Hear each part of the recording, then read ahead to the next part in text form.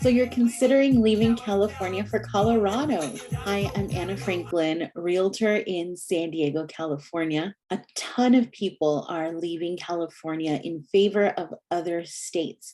So I made a series where I chat with excellent realtors from all across the country to talk about what it might be like to make the move. In this episode, I'll be talking to an agent out of Loveland, Colorado. Before we begin, please make sure to subscribe so you don't miss any future episodes. If there's an area that you would like to see featured on a future episode, please let me know below in the comments. And if you're looking to sell your home and hightail it out of California, I'm happy to help.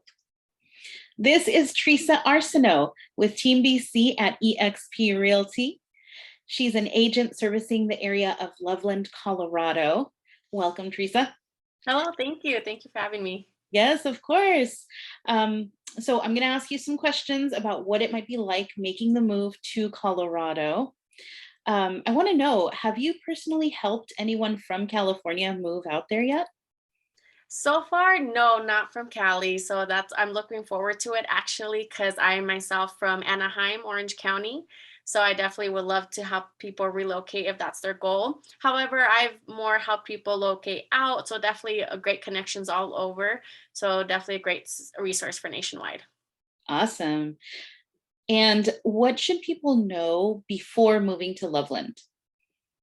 Oh, so moving to Loveland, I would say my big thing that I noticed, at least when I moved here, because I moved here 3 years ago, is definitely that it's not extremely diverse. However, we still have a bunch of different cultures and communities here and different foods, restaurants. So we're definitely not lacking in variety with that. But it's definitely a huge activity, outdoorsy area and community. We are really close to the mountains, like a 15-minute drive, and you're already headed up the valley. And then just 30 minutes drive, you're already in Estes Park. So that's a local small town here. So a bunch of people love biking, hiking, all the outdoor activities, rock climbing. So we're definitely very active here.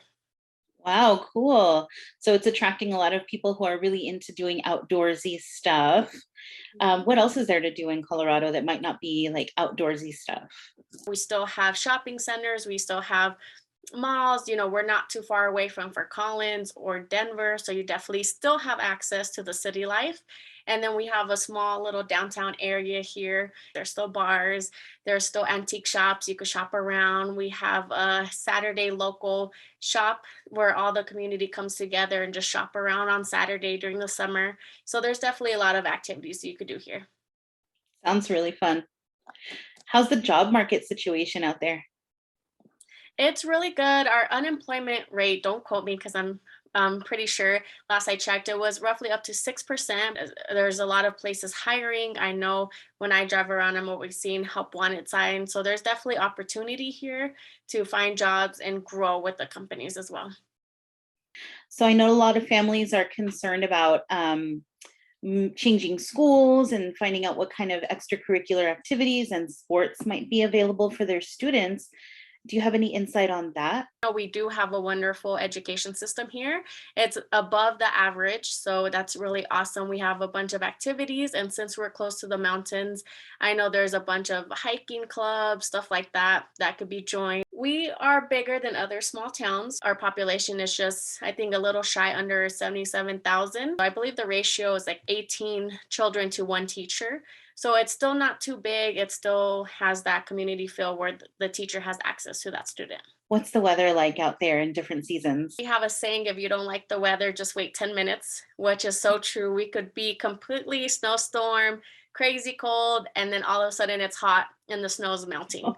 We experience all weather here, all the 4 seasons. Like our summers get hot and then our winters gets cold, but it's still to not the crazy extremes that other states experience. Is it like a humid summer or more of a dry heat? We're very dry because even though we're by the mountains, we're all plains, and we get a lot of wind from Wyoming. So like right now we're in wind advisory. So we still have a lot of wind, and it is very dry. So recommend a lot of chapstick, a lot of lotion. And for me, people make fun of me when I say this. Our winter air, I call it crispy. since it's dry, it's just like crispy cold air. So it's definitely we're more on the dry end. Okay. The big thing on everybody's hit list right now is the gas situation. How are gas prices currently out there? I feel lucky that we're not crazy like Cali. I know it gets pretty high over there. We are creeping up to $4 right now. Back when gas prices were low, it was pretty cheap. So that was nice. So right now it's definitely creeping up $4, but that's not something new to us because I know up to, I believe, almost 7 years ago, it was up to $4 as well. So it's definitely coming back to those prices, but it is slowly increasing. So that's a little tough. But it's not Cali. So if you want to come here, we have cheaper gas. $2.50 probably on average cheaper than Cali. If you're at Right. $4, that's crazy. That in itself will get a lot of people going there, I think. Right. Especially like Door Dashers or people who work, commute, it definitely adds up. Yeah, it does. Tell me about the current housing market out there. We're seeing a little bit more inventory hitting our streets. So it's definitely increasing. Days on market's a little bit increasing. So it's definitely some life is coming back to us. A lot of sellers are still scared to sell just because they don't know where they're going to go. And buyers are having more of an urgency just because they want to avoid the interest rates increasing. So hopefully, with all of that happening and spring and summer coming along, hopefully we'll go back to a more active market. Inventory is still moving and increasing slowly. So hopefully that'll be back upping for our buyers. So they'll be excited about that. Okay. Is there a pretty strong community feeling in Loveland? It seems like it's kind of a smaller town kind of feel. Yeah, so I think there is. I feel like when I talk to someone, everyone knows the other person, and especially business owners. And we are very big. We are known for the Sweetheart City. And that is because we are Loveland. So when you come into Loveland, there's a huge Loveland sign. And then by Lake Loveland, there's a huge heart sculpture. And there's heart sculptures all throughout.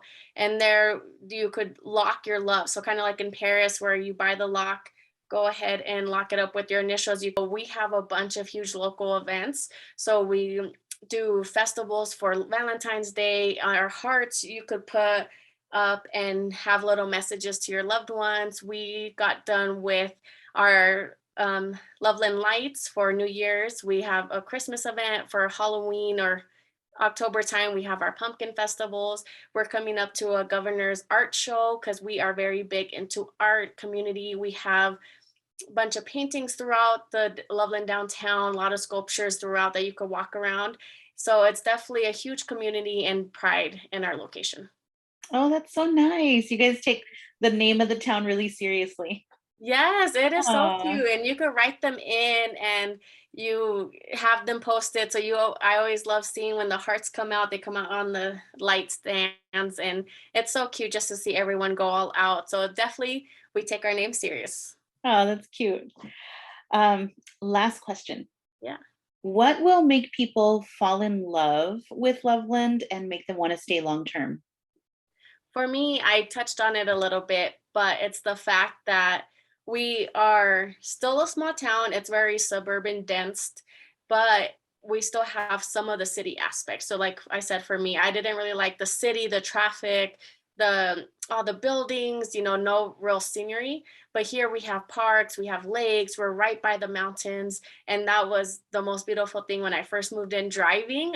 Sometimes I got worried. I was like, I'm gonna crash. I'm just staring at these mountains.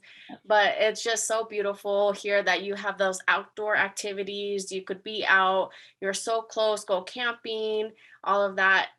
But you still have the club, the bars, the shopping centers, and the festivals, the activities. So it's a small town feel, but with the city vibe that just works perfectly together. That I think is good for homebodies that wants to be out, but not so much. The outdoor people, I think it just accommodates all sorts of lifestyles. That sounds great. Mhm. Awesome. Thank you, Teresa, for your insight. How can viewers get in touch with you? Yeah, so pretty easy. I know my last name is a little bit long, but social media, everything like that is Tresa Arseneault. So feel free to reach out to all my social platforms. I'm definitely on YouTube, Instagram, Facebook, TikTok, all of that. And then if you need any real estate needs, you could go ahead and go to teresa.arsenault at exprealty.com. Definitely would love to help you guys out and get you guys situated here in Colorado. Awesome. Thank you so much for your time, Teresa, and for giving us all this awesome information about Loveland. And thank you very much to you for watching as well. And be kind always. Of course, yes. Thank you.